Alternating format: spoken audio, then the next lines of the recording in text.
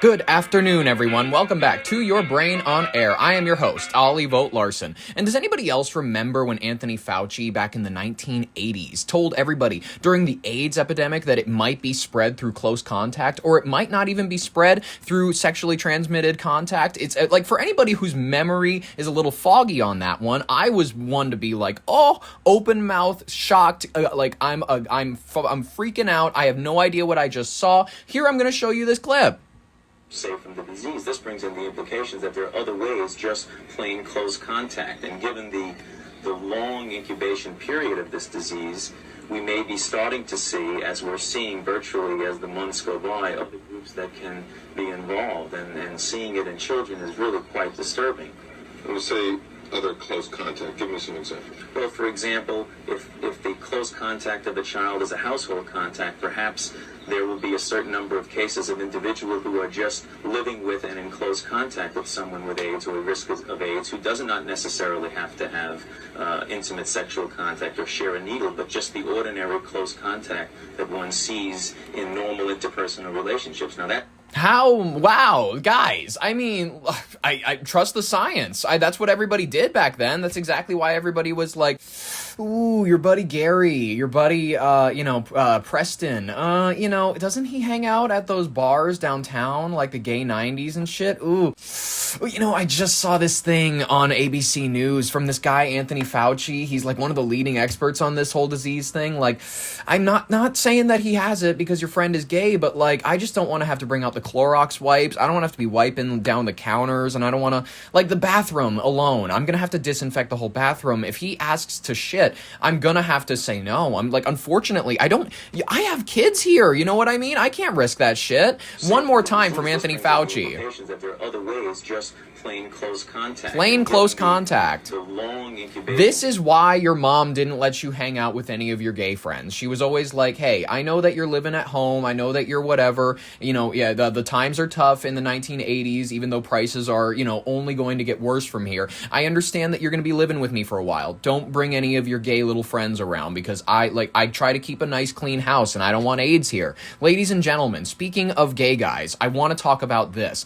Not Anthony Fauci. I want to talk about Perez Hilton, the celebrity gossiper and sufferer of PFE, unfortunately, performative fag energy. He has been hospitalized after a self-harm live stream on TikTok, of all places. If you're unfamiliar, Perez Hilton, celebrity blogger, podcaster, kind of this guy that's been around since maybe like the 2000s era is when he like really popped off. He's been a gossipy type of fella where it's just like, oh, chirp, chirp, chirp, is Britney's going crazy, so-and-so's doing this, whatever. He, the typical person where it's like, I just report on other people's misery and that's where I make my money. And honestly, it's a real hustle. I'm not going to bag on how anybody gets their money, but that's exactly where this person, got their whole start, essentially. And that's fine. It's good for him. I'm a little concerned about his children right now because he has 3 children, by the way. He is gay, which is fine. Not that there's anything wrong with that, but he is not in any long-term stable relationship. He has no other, parental figure for these children. They are clearly living in, a disorganized home. If you're unfamiliar with his living situation, Perez Hilton lives with his mother and his 3 surrogate children. They're really, really young. And now their dad is going on TikTok live with it looks like a bread knife or some sort of it looks like it has little the serrated bits, and he's cutting himself all over his body. It looks like a ritual. I'm going to be honest with you. You watch this video.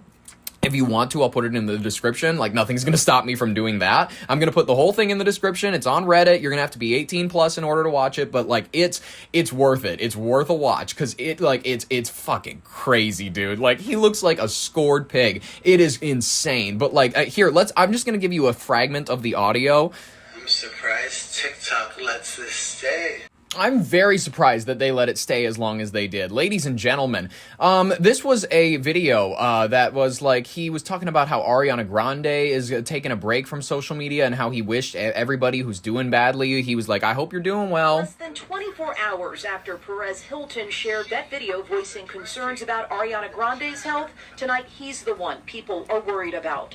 Are you that worried? I mean, I don't want the guy to be dead, but like I'm going to be honest with you. This is not on my radar. Like this was not even a blip. Magazine reporting the celebrity blogger has now been hospitalized after appearing to harm himself during a TikTok live stream Tuesday. The footage too gruesome to show. Hilton using a knife. Not too gruesome for me to show, ladies and gentlemen. Link in the description, and I will be reviewing the audio with you and like just talking you through what he's doing. Make apparent cuts on his body with a bloody torso and face. The therapist Myra Corley. I mean, it looked like a Saw movie. It really did. I will, like I said, I'll leave it in the description if you want to see it for yourself, or you can just Google. There's like snapshots of him with his bloody face and whatnot. It's gruesome. It looks like Hunter Biden plus a Saw movie. A Treat Hilton says cries for help can often show up unintentionally online. What? Social media is the outlet. Social media. Wait a minute, that's pretty intentional to like turn on a live stream and go, I'm gonna just cut the shit out of myself. It's weird that he's the one who made fun of Britney all those years for losing her mind,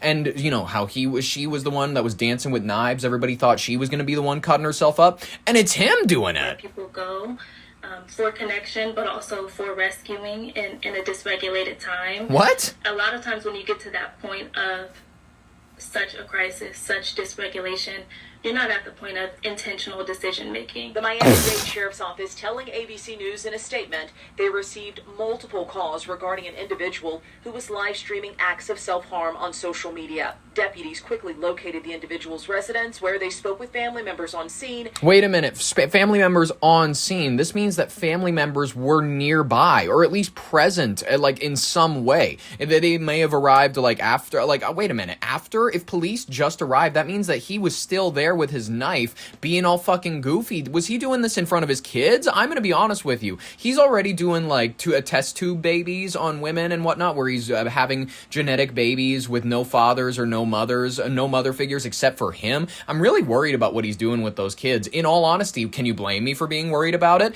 I'm gonna be honest with you. I'm not normally the type that like raises the alarm about gay people having kids. I'm gonna be honest with you though. The few people that I've known who do have gay parents, they've been occasionally pretty happy about it, but more often than not, their parents end up getting divorced or fight a lot in front of company. It just happens. It's fine. It's honestly, it happens. It's okay, but that's just like it's whatever. We can't hold it against them. It's not a gay thing. It's a Perez Hilton thing. I'm worried about the idea that this man has 3 children that are very evidently their father is not. He's not in a good place. I don't even know if I trust his mother, because clearly and evidently this man has been living under her same roof for years. She had plenty of opportune time to see that he was getting a little topsy-turvy, and I'm sure that she was standing right by his side when he decided to father 3 children with nobody except for himself. That's just really bizarre to me. He seems like this kind of decadent, modern god figure that we talk about, where it's like, I will have children but with nobody. I will create them out of nothing, and I will be the great gossipier. It's like, it feels like a modern myth. And then this man, so enraptured, probably captured by one of these 4th dimensional beings that we all call demons. This looks like a demon possession video. This man cutting himself, moaning at the pleasure. He's clearly a sadist, a masochist. What's the difference? There's a sadist versus a masochist. And I think that a sadist derives pleasure from inflicting pain, suffering, or humiliation on others, whereas a masochist derives pleasure from experiencing pain, discomfort, or humiliation on themselves. They are opposing behaviors. They frequently complement each other in consensual dynamics like BDSM. What does BDSM stand for? We don't have time right now to go down this entire rabbit hole, but that's very evidently what this guy's into. He's like, I'm sliding the knife. There's one point where he's doing like, the towel movement that men do in the shower, like the locker rooms, where it's like they'll move back and forth in order to dry the taint region and whatnot. He does that with the knife. It's gnarly. Like, this looks like a Steve-O special. It's nuts. And confirmed he was alone inside. He's alone inside. This means, though, that people could be outside, like his children could be present for this. This man should have those children taken from him. He should have them, like, escorted away. Child services. I don't care that child services, they do, like, most of the time, those kids, they don't end up in good scenarios, but it's better than having Perez Hilton as a father. Tactically disengaging to slow the situation with crisis intervention techniques. De-escalation is so vital in these moments. It's so fragile, of course, and because that person is already in such an emotionally distressed and dysregulated place. He's crazy. Any kind of added stimulation can be a safety risk. Hilton, who calls himself the OG influencer, built his blogging career dissecting the lives of celebrities, using his platform recently to discuss his own life with his followers. This post shared to Instagram in late June. I went to the gym this morning for the first time in weeks. He has these, like, creepy, I say it all the time, it's the blue-eyed devil. Blue-eyed people, especially when they have, and this is not coming for you if you have blue eyes, but most of you don't have the smoky blue eyes. The smoky blue eyes, where it has this kind of hazy gray effect, where it almost changes color in the sun sometimes, these people, they feel like they look through you. They look like they're the most open to, like, all of these. We talk about demons, we talk about all of these sorts of things. They're fourth-dimensional creatures. A lot of these things are what we would call aliens or ghosts. We really don't have a good term for them because they move outside of the boundaries that our mind can normally observe. He is being acted on. He's being influenced heavily. He's one of these Hollywood types where I understand he probably lets a lot of demons into his life. He is deeply unwell. He has very evidently been this way for a long time. I also went to church today for the first time in weeks. Did you? And I also read my Bible today for the first time in weeks. That's also like a bad sign. That's a bad sign. When someone whose life is just a wreck, it's like, it's the same people where it's like, therapy saved my life. People will go, religion saved my life. Modern therapy and religion are both types of religion. You know what I mean? Christianity is the same as this kind of Freudian bullshit where ultimately it is going to lead to breaking a lot of people's minds. Evidently, look at this guy.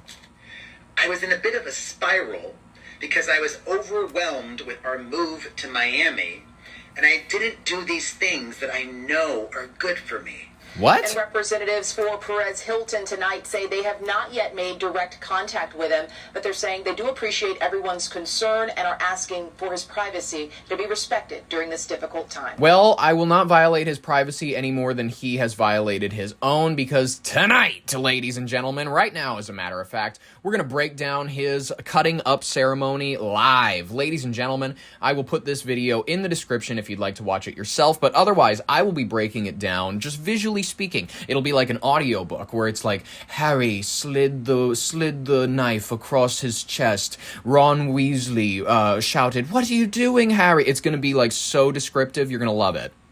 So, My children. Oh, shoot me, motherfuckers.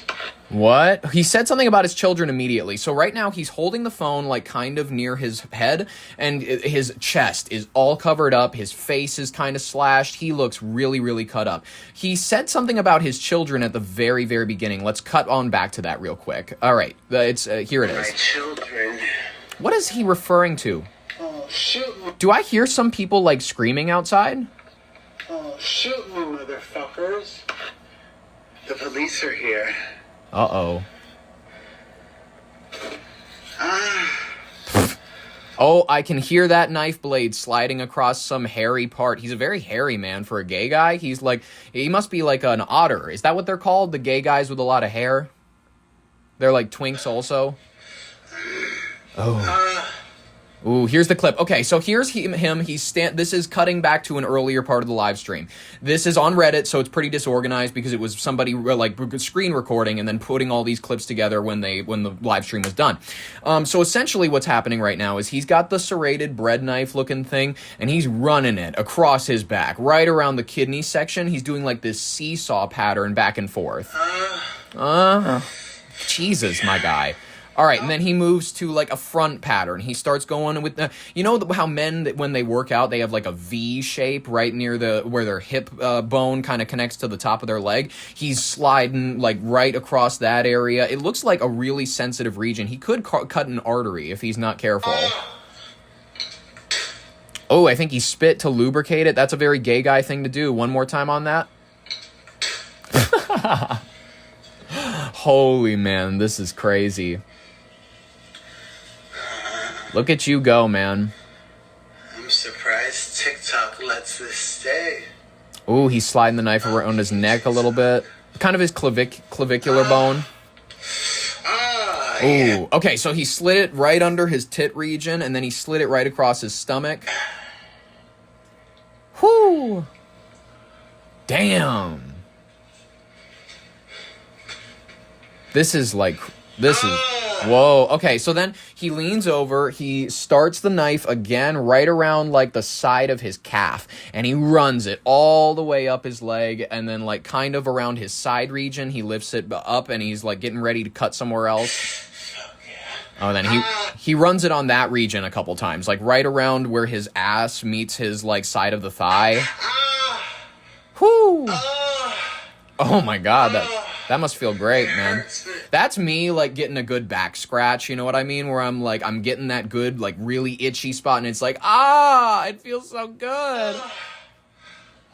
Yep. That's the sound of relief right there. I think that this guy is this is competitive back scratching, and all of you just posers don't understand it. But me, as, like, a person where it's like, I have a lot of dead skin, I get very itchy, I totally understand exactly where this guy's coming from. It hurts, but it feels so good. It hurts, but it feels so good. It hurts, but it feels so good, too. Does it, Perez? That's a demon, guys. Is anybody... I know that many people... Like, I'm not going the Christian angle. I'm really not. I'm trying to go, like, the consciousness is a physical realm that we can interact with. I believe that there are... whatever we believe are ghosts, these things that interact with the 3D world, I believe that these are, in reality, some, like, expression of energy, maybe from different beings, different humans that have passed on. I think that this guy, he has... Unfortunately, he's become a lightning rod, and he's getting struck. That people are channeling through him, and by people I mean like maybe like goat-headed things. I think like seriously, we're dealing with someone who's like whatever you want to call him, demon, entity, energy, but he is being acted on by the spirits of evil right now. It feels so good too. That's the voice of a demon. Yeah. And then he starts sliding it around his like arm region. I'm a fucking parasite loser. I mean, I wasn't gonna say it. Oh. Yeah, he's just sliding it on his chest, on his arm, giggling, cutting up his arm. This is what you all wanted. I mean, I didn't like you, but I didn't want you to do this. Like, I don't want anybody to hurt themselves ever. Like, watching Jackass is kind of, like, hard for me. Like, I think that Johnny Knoxville might be, like, a solid enough person. He might be, like, fun to, like, talk to, and I want his brain not to be rotting by the time of, like, he's 60-something because of all the concussions he's had. You know, that's, like, I never want anybody to hurt themselves. It's not, like, that's not what we're here to do. We're here to josh. We're here to have fun. And evidently, you know, he's taken this fun, and he's having fun. I'm gonna be real with you. This guy is having more fun than anyone I've seen in this, in the last couple years. Like, people with AI, people are just so depressed these days. People are like, man, like, when's the economy gonna come crumbling down? Trump, we're in a second Trump presidency. Like, nobody's really happy these days. This is the happiest I've seen anybody within, like, the last 8 years. Let's call it 6 because of COVID. You know? You know? What? What did you do?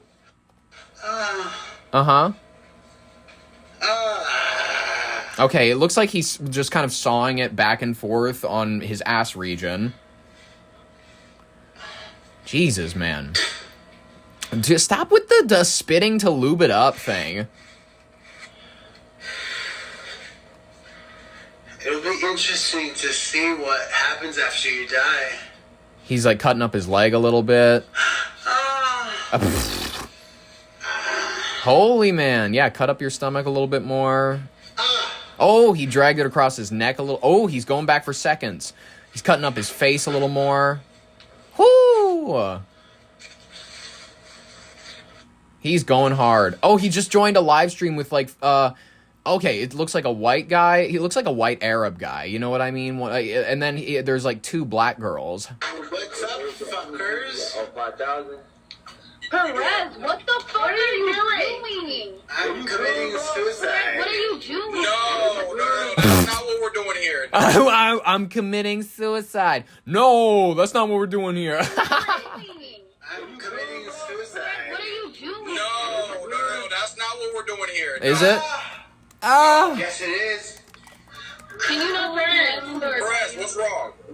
What do you mean, what's Where's your wrong? mom? What's wrong? I love that they go, where's your mom? This man's a child. Like, have you noticed that a lot of millennials, unfortunately, they're like half children? Most of these people, they're like, they still rely on their mother for like, daily conversation. Like, I had a really rough day at work today. Like I'm gonna be honest with you, a lot of these people refuse to just grow the fuck up. It's a tragedy. He lives with his mother and his 3 surrogate children with no mothers or fathers, besides this dude who just sliced himself up with a knife. Like, God save these children. And by the way, please, state of Florida, Miami-Dade County, remove them from his custody. They would be so much better off without this fucking loon. No. Yes, it is.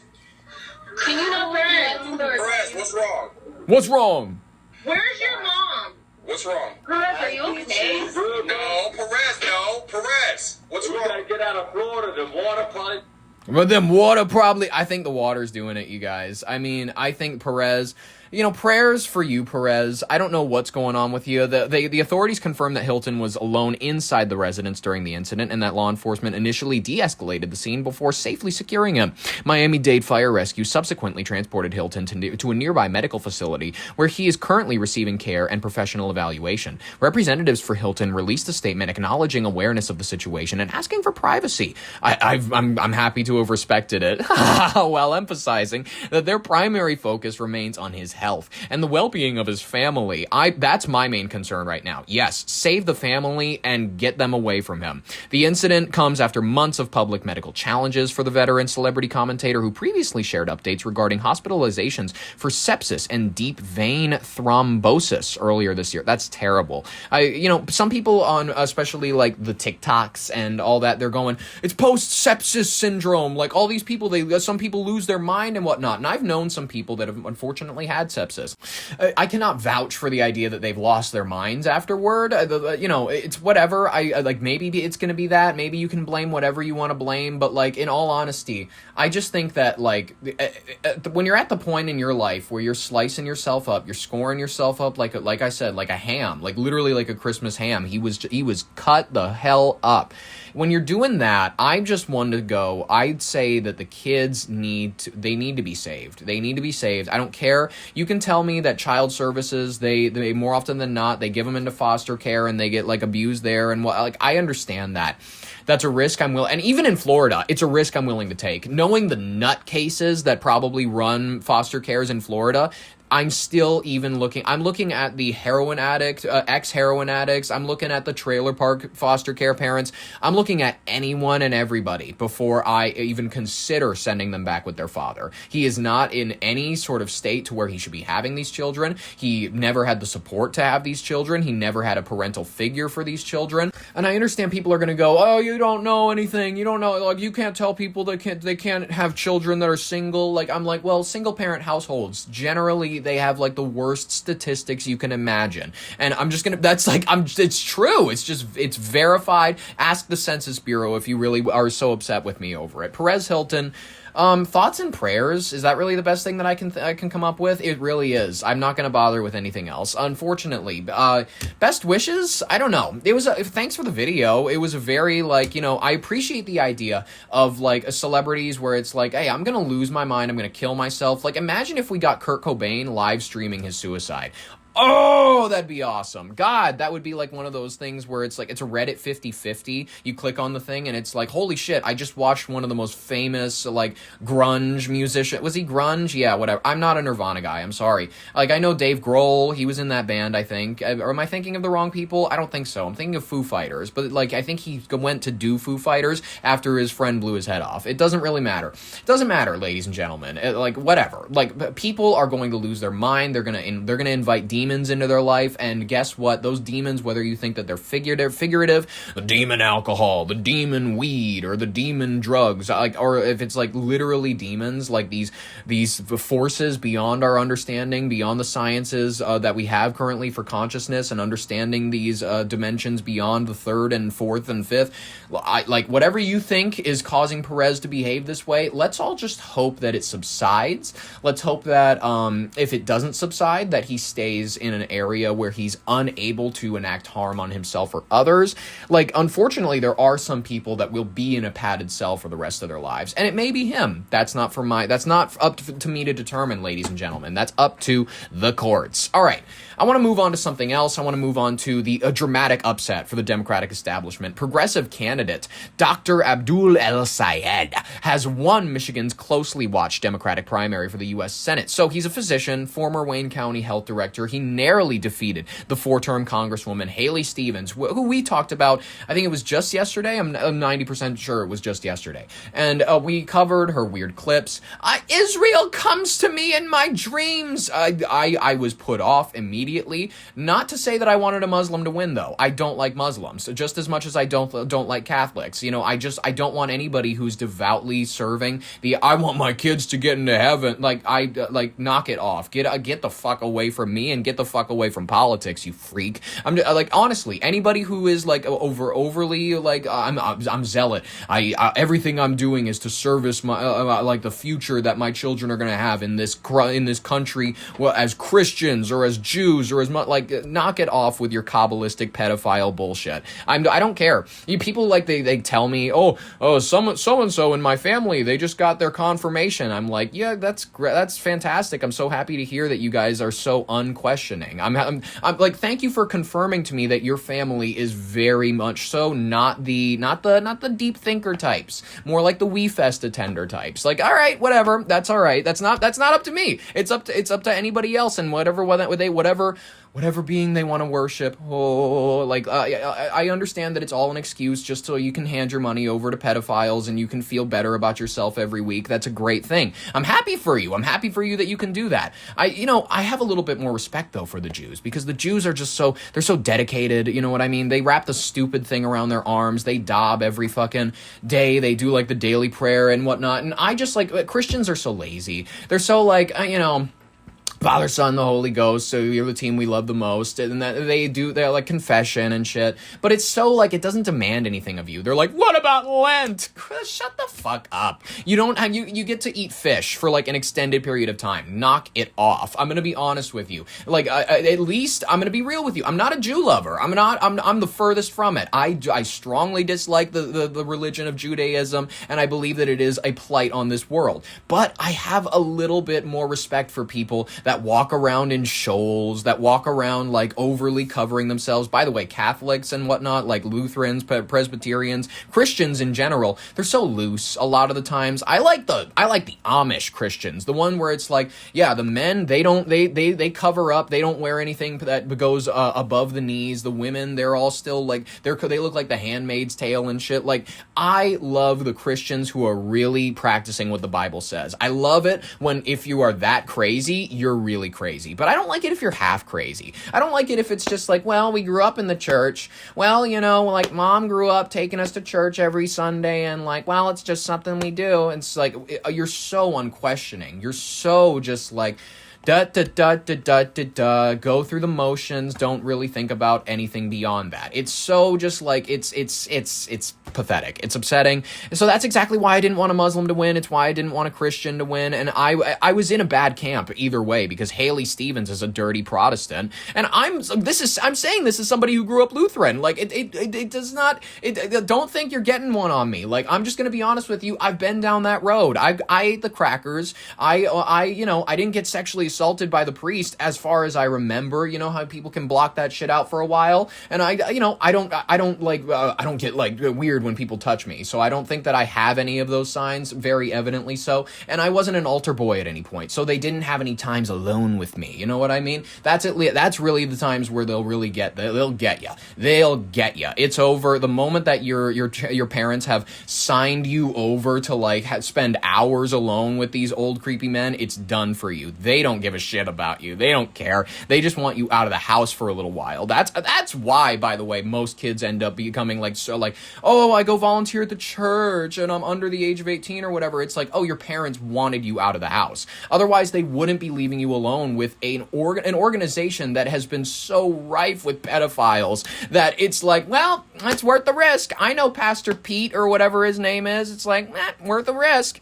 Haley Stevens, Protestant filth that she is. She lost by roughly 1 percentage point following a bitter multi-million-dollar contest to replace the retiring Senator Gary Peters. El-Sayed's victory is marking a major milestone for the party's left wing. It's he's DSA, Democratic Socialists of America. It's becoming this kind of like, it's a pact. It's like a little kind of thing where a lot of the times you'll see it on the Republican side where they'll have their little groups and whatnot it's not a full party. We have a two-party system. Don't get it twisted. Democrats versus Republicans. Pedophiles versus pedophiles. But they have like a battle waging on the right and the left and a lot of the times the right and the left dynamic doesn't really exist, but it pseudo exists where conservatives are battling Nazis and a lot of the times the left-wing people are battling communists. It's a tough thing. El-Sayed in general, he's a push forward for that democratic socialist angle of looking at American politics.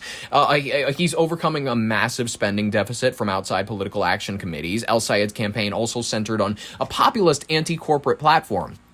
He advocated for single-payer health care, Medicare for all, campaign finance reform, and an end to foreign military aid to Israel. He was backed by prominent progressive leaders, including Senator Bernie Sanders and Alexandria Ocasio-Cortez. He energized grassroots activists despite facing millions of dollars in opposition, advertising from establishment-aligned groups supporting Haley. From the primary now being decided, El-Sayed advances to the high-stakes general election, a matchup against Republican nominee Mike Rogers, former congressman who ran unopposed for the party's nomination.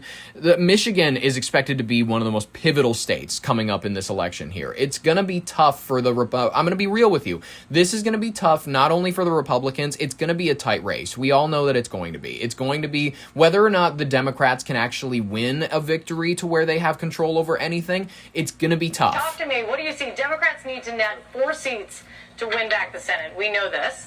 Can they get a 51-seat majority without Michigan? That math gets very dicey. So these are the races that are up this year. If you see red, that's a Republican-held Senate seat up this year. If you see blue, that's a Democratic-held Senate seat up this year. The Democrats need, as you said, +4. So let's game this out. Can they, even after all the recent drama, can the Democrats pick up Maine? Possibly, right? The Democrats have a very good candidate. Some even think they're favored in North Carolina. So let's move that one to the Democrats. I just heard Jamal talking about Sherrod Brown in Ohio. Can he get back into the Senate from Ohio? That gets you to 50-50. The Democrats need 51 because of J.D. Vance, remember. So if that's at 50, Iowa and Alaska would be the next targets, right? These are steep hills for the Democrats. But let's just say it's a moment year. It's a big year. And they can get one of them. Let's say it's Alaska right there. That would be it, right there. As long as the Democrats hold their seats, they could get to 51. That's not easy, don't get me wrong. But what happens if they lose this one? If that one goes red, it's 50-50. Michigan. And then you have to essentially draw to an inside straight flush. You would have to win Iowa as well if you're going to do that, if you're going to lose Michigan. And here's what I would say after doing this for a long time. If the Democrats are losing Michigan, guess what? That means they're probably in a tough race in Ohio, and they're probably in a very tough race in Iowa as well. They're not winning. So if Michigan is going down, the Midwest is probably going with it, which is why for the math and for the morale, if you will, and for the moment, Michigan's critically important. So, I'm just going to be honest with you. It's all about messaging from here on out. From here on out, from the left's angle and the right's angle, despite the fact that these sides are designed only to pit you against your neighbors and to design kind of manufactured anger on social media. And honestly, it's to split people apart, which is fine. A country divided is one that's easier to rule. I get that, and that's okay.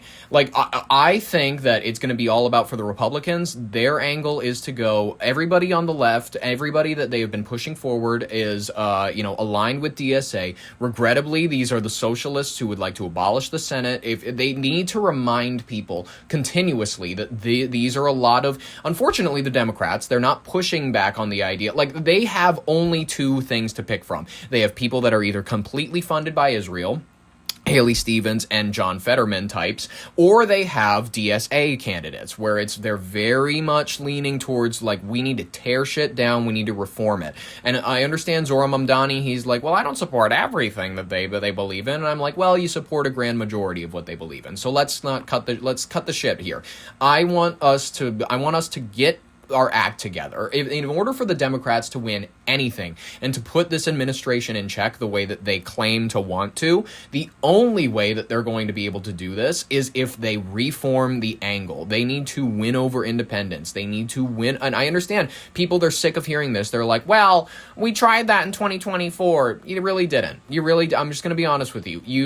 She had a populist working class message. She wasn't great at presenting it. And a Menards employee standing next to her was not helping. It really, she had this image of like this, oh, I'm a former prosecutor. I put marijuana users away so that we can use them to fight fires in California. She had a Fed energy. She really off-put people. I'm just going to be honest with you. You need somebody who is not establishment. You need somebody who's going to be a little. You don't need a Graham Plattner. I'm not saying you go that on an establishment to where we know nothing about this guy's past, and when we look into it, it's all terrible. I'm saying that the balance here is we need.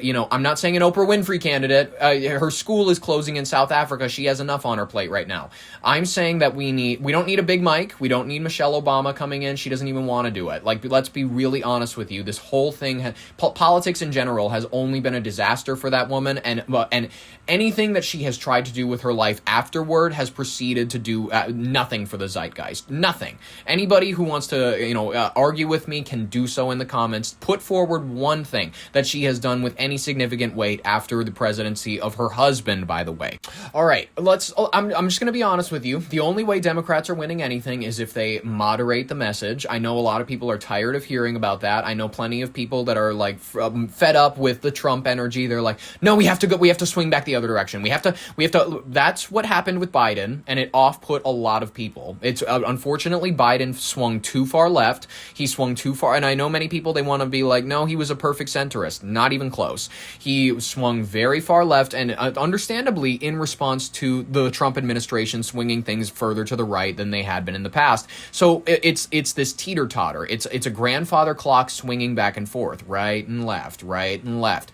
There needs to be somebody who is attractive enough to get people to vote for him. It's not, preaching normalcy, that's not going to work anymore, unfortunately, because you tricked everybody in 2020 with Joe Biden, and now whenever you preach normalcy, people are going to assume that you mean that version of normalcy. You can't do that. You have to put forward an image of the 80%. The 80%. I'm listening to the majority of Americans. I know a lot of these, 10% of this is heavy people on the right, 10% is heavy people on the left, and the rest of us can get conversation done. We can make actual policy while kind of ignoring the people who really need to moderate their positions. That, to me, makes the most sense. And I think it's the only way that they're actually going to win anybody over. Think to yourself. You have moderates in your life. You have people that, they're like, yeah, I could vote for Bill Weld. You know what I mean? If he ran for president, he'd be solid enough. And you're like, who the fuck is Bill Weld? If you have somebody where it's I think both sides have solid enough ideas. I'm not a full-blown conservative. I'm not a full-blown progressive, because I feel as though those terms are meant inherently to divide people. We need somebody. We don't need Haley Stevens. Haley Stevens is not a uniter. Let's look at this image. Because that's the Michigan way. What are you even talking about? People in the comments, look at this first comment. As a Michigander, what even is the Michigan way? But I want to give you all an update. All right. We knew that this was going to be a close race. And that's exactly what we've got. A close race. We are still waiting on results, and we might not know the results until early in the morning, maybe even later tomorrow. We are still waiting on results from Detroit.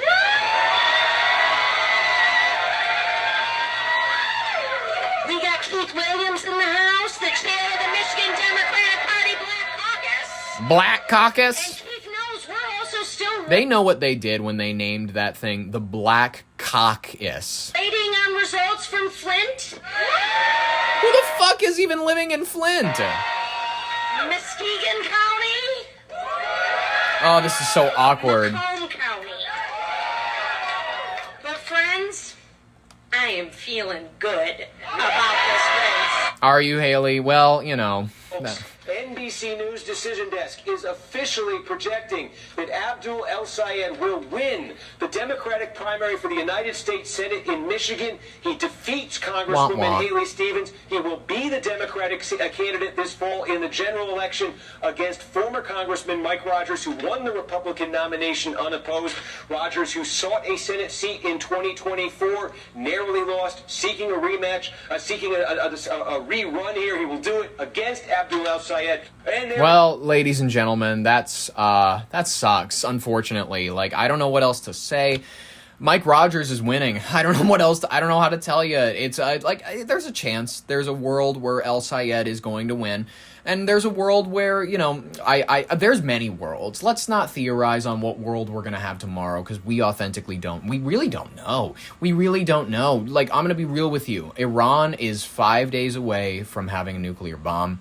Iran is 5 minutes away from being in front of your house. They are 5 seconds away from stealing away your wife. They are I'm just going to be real with you. It's over.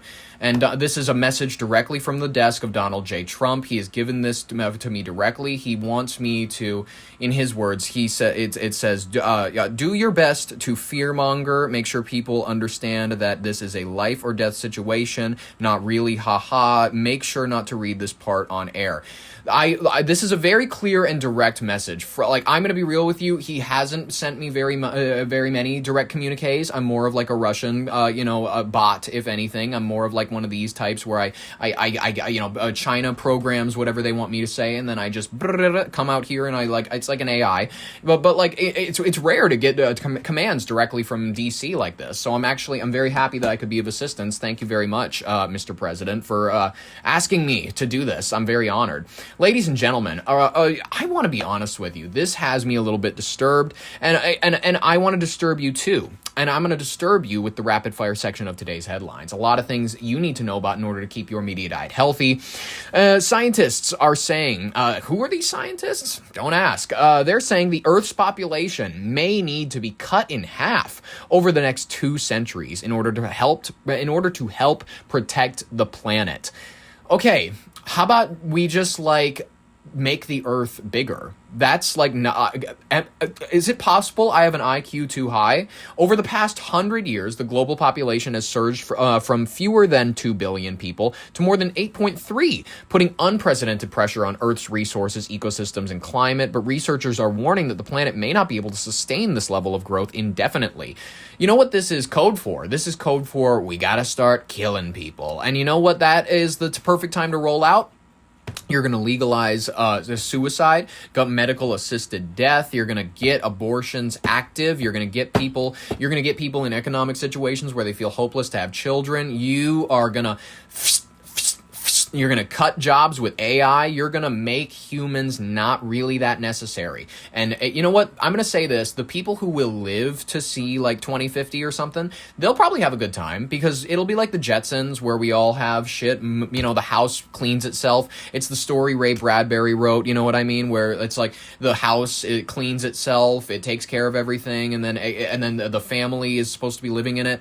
And then we eventually find out that it's like, oh, the family doesn't live in it because nuclear bombs went off and the Earth is destroyed and whatever, and out on the front lawn or whatever, there's silhouettes of the family when it got burned away during the nuclear Holocaust, and now the house it puts everything away. By the way, literally August 4th, 2026 was when that story took place. It's cool, interesting, right? Whatever. They're saying that this is going to be the case where you're going to live a life of abundance if you manage to stay alive. A lot of us are going to have to die. Unfortunately, a lot of us are not going to be able to have jobs. A lot of us are not going to be able to support a family. There's going to be, some version of universal basic income, but it's not going to be very much. And there's going to be riots in the streets. There's going to be a collapse of what we know to be society. There's going to be a reestablishment of feudalisms kind of all over the world. There's going to be, kingdoms and whatnot that are based on social clout. It's going to be like Clavicular is king of a region in Africa. And you're like, when did he do that? When did he reestablish a white Africa? Okay, I didn't know that that's what this was all about. By the way, he's makeup maxing. By the way, I have a theory, and I'm still deep in on this kind of idea where Peter Thiel is subsidizing, clavicular, all these, look-smaxing dudes in order to make men make themselves look more rapeable. It's like we're trying to create a generation of men who are obsessed with their looks just as much as women. We are trying to create a generation of men who think they need to perform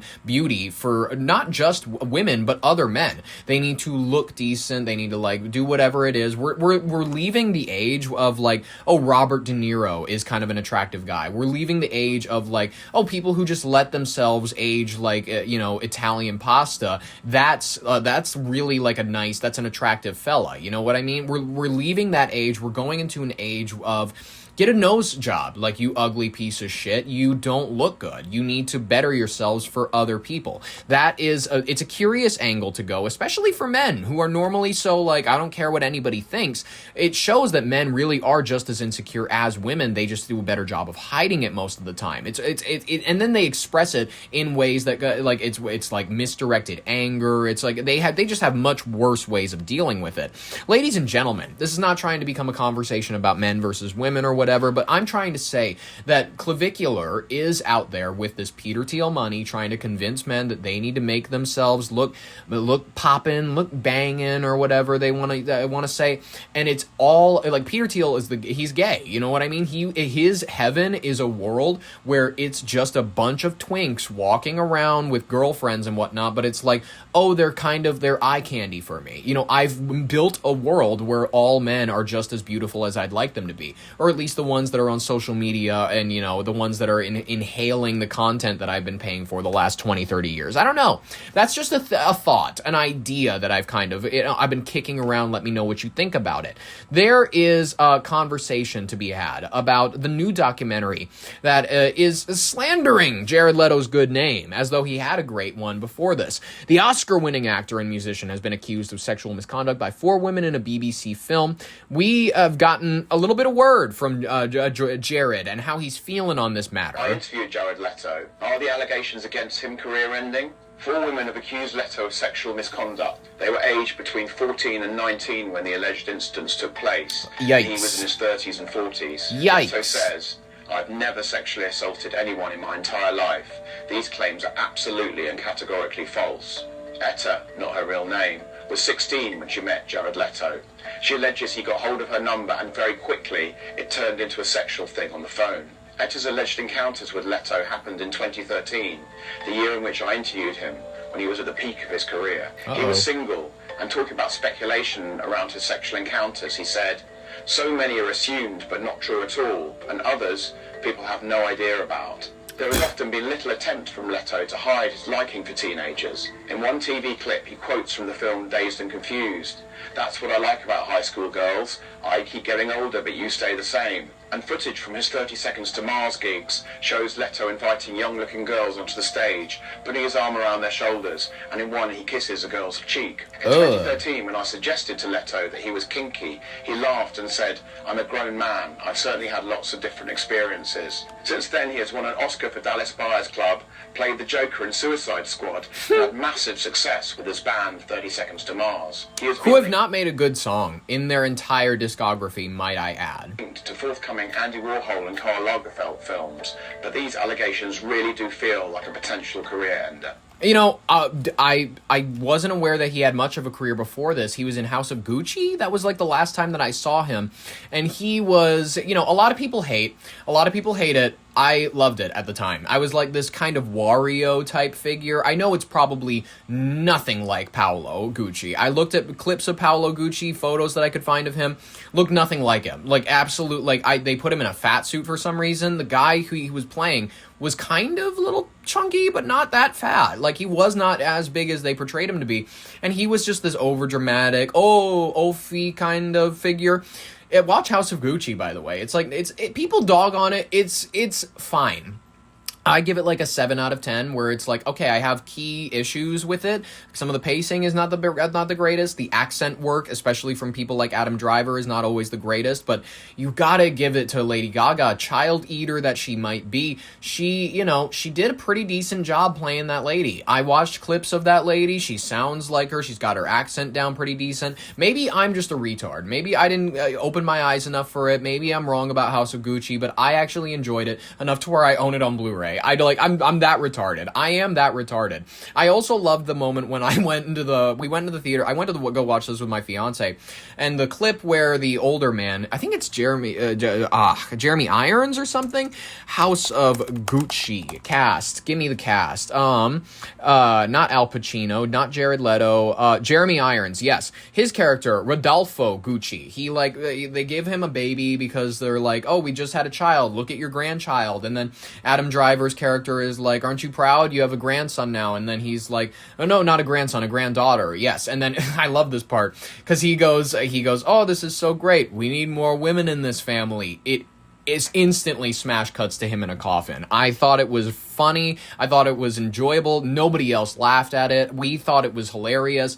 It's a good movie. I'd recommend watching it if it's available for free. Maybe it's worth a rent. It's worth a rent if you like kind of the high-end fashion vibe, the sort of, and I like history around it and whatnot. I'm not really like a collector of Gucci bags or anything like that, but I do enjoy, I like learning about, especially if you like murder. Like this lady, she murdered her own husband. Ex-husband at the time, because, whatever. It's like, it's a good movie. It's a good enough movie if you like that kind of stuff, but it's whatever.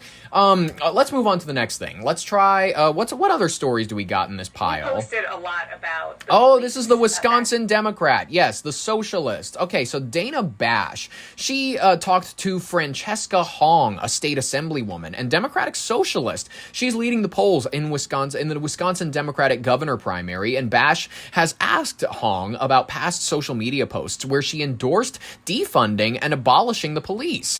That's a little iffy. I've always been the type where I go, we need law enforcement. I'm not always a fan of it. I'm not always a fan of the people who enact law enforcement, but we need law enforcement. And especially during the 2020 period, a lot of people got caught up in the idea of defunding the police.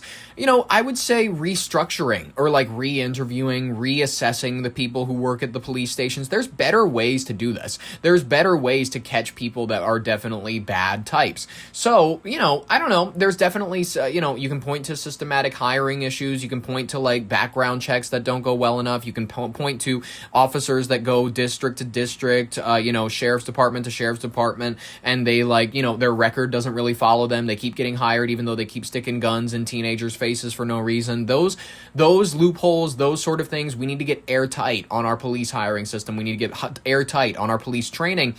I'm not in favor of fully abolishing or defunding the police. That's a little ridiculous in my mind and a little too further left wing. Let's see what this lady has to say.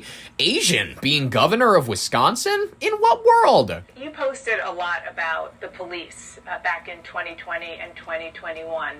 You wrote, I support defunding the police as a first step towards abolishing the police, and that reform can't be an option.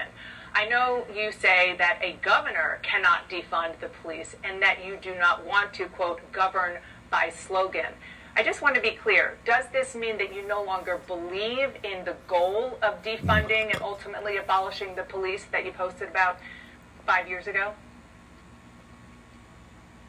I believe that safety is a human right. That I'm going to be a governor that is more serious about public safety than any That's not an answer to the question. other governor, and I'm willing to work with community organizers, faith leaders, local governments where... It's always faith leaders with these people. It's like, oh, I really, really, really can't wait to talk to the creepy pedophiles in robes. That's what I really can't wait to work with. Faith leaders? Get the fuck out of here. Many of our public safety systems are funded, and if anyone believes in defunding the police, it's been Robin Voss and the Republicans in the state legislature who have ruled the legislature for over 16 years and have no qualms around defunding our local governments. where Asians have entered the era of like their whiteness. It's like, oh shit, okay, yes, you got to the point that you are because of like, you know, maybe your country or your culture instilled in you a work ethic or whatever. Now it's a few generations in, and this lady, you know what I mean? The effect is starting to wear off. Eventually, when you're an immigrant child and you've been enough generations in America, you lose that. You get Americanized. You get a little lazy. You get a little, you know, white lady. You get a little like, if anything, it is this da-da-da-da-da talking point this.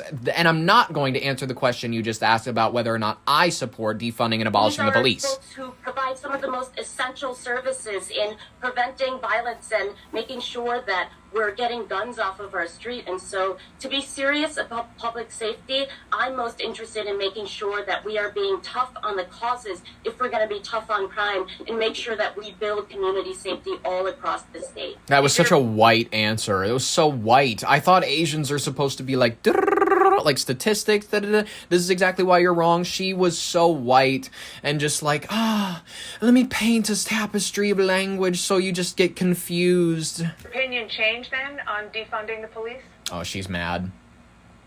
That I think that people can evolve, that I am going to be a sensible and practical government and governor that is going to make sure that public safety is a priority. And so you evolved on that. Serious safety. So you evolved on it. I think that what, you know, my values are where some of my beliefs are as well. But where my values are is in, you know, making sure that public safety is for everyone. This woman is such a fucking fruitcake loser. She dressed up like Rosie the Riveter so she could feel like she was tough and shit like that. Like, this is just so... She's like a Katy Perry. She's this 37-year-old, like, born November 4th, 1988 fucking millennial. She's just like, oh, you know... I remember when we broke up the first time. Has access to it, and I think that it's not even, you know, Katy Perry. What am I doing? In the past, like, that can evolve, but I still know that I cannot defund police as governor. I just want to sort of put a fine point on it. You said your views can evolve. Have your views actually evolved on defunding the police? We had a police shooting in my hometown of Madison, Wisconsin. It's actually the third one to happen. You mean the one where the guy ran at him with a knife? Yeah, that one was justified. He should have shot that guy. On Willie Street, which is in my district. And it's difficult for me to think about what I would say to a mother who has lost their children. I'm not asking you to, I'm getting sick. I'm not asking you to comment on the mother, whatever. Do you support defunding the police? Police violence, but I know that we can change these systems that must be changed. You're making me sick. This lady's making me sick. Like dirty tofu. It's foul. I can't deal with it. It's stinky tofu. That's what it's called. Where they leave it out to ferment for a while and they let it get like this mold on it. It's disgusting. It's foul. All right. Another headline and then we'll move on eventually to our final story. Kikyo Fujimori, she Asian? Good for her. Okay, is part of a Peruvian political dynasty and reflective of Latin America's strong conservative turn. While she is Peru's first female president elected by popular vote, her victory against her leftist opponent was close, to say the least. 50%. Wait a minute. 50.135% to 49.865. That is tight. Peru has just elected its first woman president. So why are protesters already out in the street? To this government that we're... Wait a minute. God damn it. Put these fucking captions off. So I gotta read her actual words. To this government that what we're actually doing is making it clear that we're not going back down. This is a regime made up of figures. Come on. Like Miss Fujimori, who have openly defended dictatorships and human rights violations. Fujimori has officially been sworn in, making the 51-year-old Peru's first woman president to be elected via the popular vote. I, Keiko Sofia Mojiori, But Huguchi. instead of launching a moment of national unity, Fujimori's inauguration highlighted just how divided the country remains. And here's why. Fujimori's victory was close. She defeated her left-wing rival Roberto Sanchez by fewer than 50,000 votes. What I love about all like South American elections, it's always a native like Roberto Sanchez, La Guia Mari Papayesia, or it's them versus like a Hector Gutierrez, who is the whitest person you've ever seen, or an ethnic minority. You know, this woman's Japanese, and she is running, and she is now president of a Peruvian. Like this is me going to become president of Jamaica. Runoff with over 18 million total ballots cast. Sanchez challenged the election results, arguing there were irregularities in how votes were counted at Peruvian consulates abroad. Maybe he's right. Electoral authorities dismissed his complaints. Fujimori was also widely backed by voters in Peru's capital Lima and along its Pacific coast. However, voters in the highlands, where there is a larger indigenous population, overwhelmingly supported Sanchez. The government must apologize to the country, especially you. Justice must be served on those responsible. They acted with impunity. Keiko Fujimori is also the daughter of former President Alberto Fujimori, whose government is remembered by supporters for defeating insurgent groups and stabilizing the economy, while lambasted by critics for corruption and authoritarianism. Fujimori Sr. was later imprisoned for human rights abuses committed by the Peruvian military during his rule. His daughter Keiko now enters office as Peru's 9th president in a decade. Yet with a deeply fragmented Congress, Fujimori's Popular Force Party is expected to have considerable influence over Peru's political agenda. It controls the largest minority bloc. This woman looks like Mrs. Kwan from the Dr. Seuss movie, The Cat in the Hat, and I hope that she is just this little dictator. I hope she's down there and she's just like, I want that school over there, take all the children out, lob off their heads. I don't like their school flag design. Border controls, prison controls. I declare war on the extortionists. I declare war on the hitmen. I declare war on these criminals.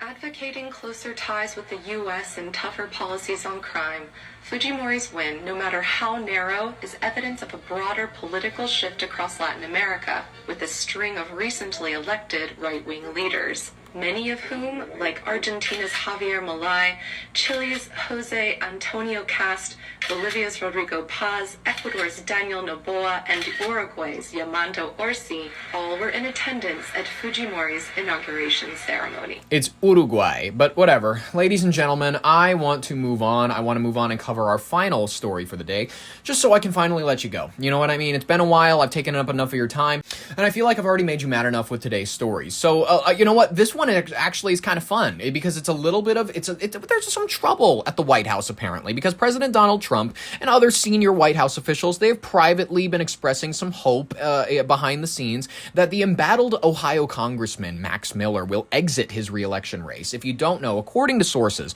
that are familiar with the internal discussions, President Trump spoke directly with Miller earlier this week, warning the two-term Republican that allegations of domestic abuse involving his ex-wife and young daughter, that's a bit of an uphill battle for his campaign. I'm gonna be honest with you, you're not painting the best image for a lot of the GOP. White House aides reportedly worry that the scandal could compromise the GOP's chances of retaining the seat in Ohio's 7th district come this November.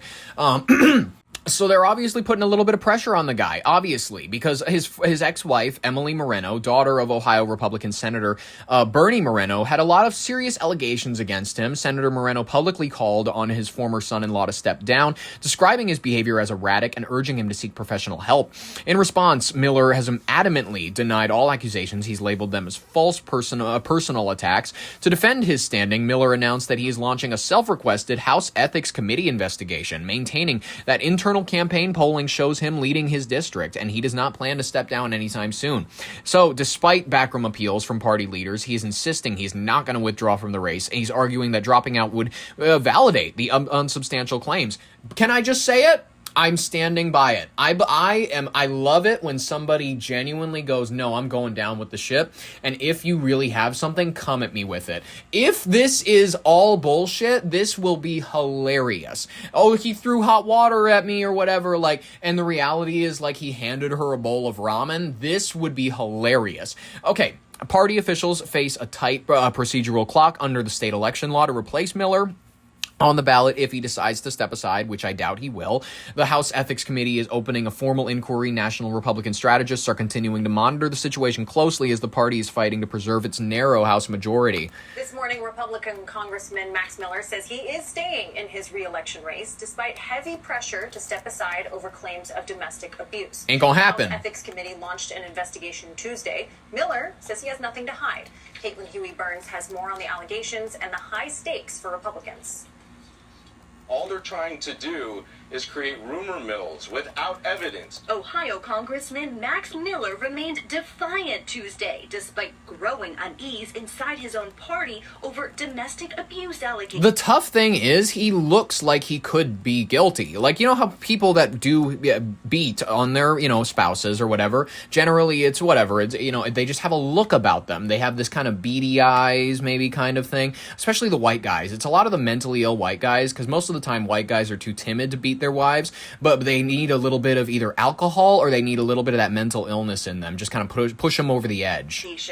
For no second am I going to sit here and continue to be debased by false and baseless allegations and be pushed out of a seat I have worked so hard to represent. U.S. officials Good for you. CBS News that even President Trump has privately expressed hope that his former aide drops out.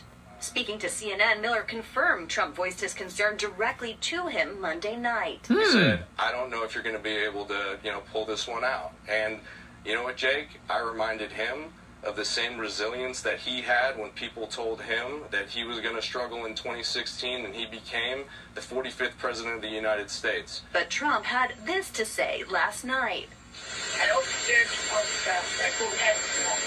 The congressman's ex-wife, Emily Moreno, the daughter of Ohio Republican Senator Bernie Moreno, has accused Miller in court filings of abusing her and alleged Miller caused their 2-year-old daughter to break her collarbone. This girl, I'm not saying anything. He looks like a nut. She looks like a nut. Like, these people look right for each other. He's got this Bert and Ernie haircut, and she's, she looks like a little bit of a nut. She's got these eyes. She's got the fake smile and whatnot. Like, I don't doubt this woman could break her own daughter's collarbone. All of which Miller denies.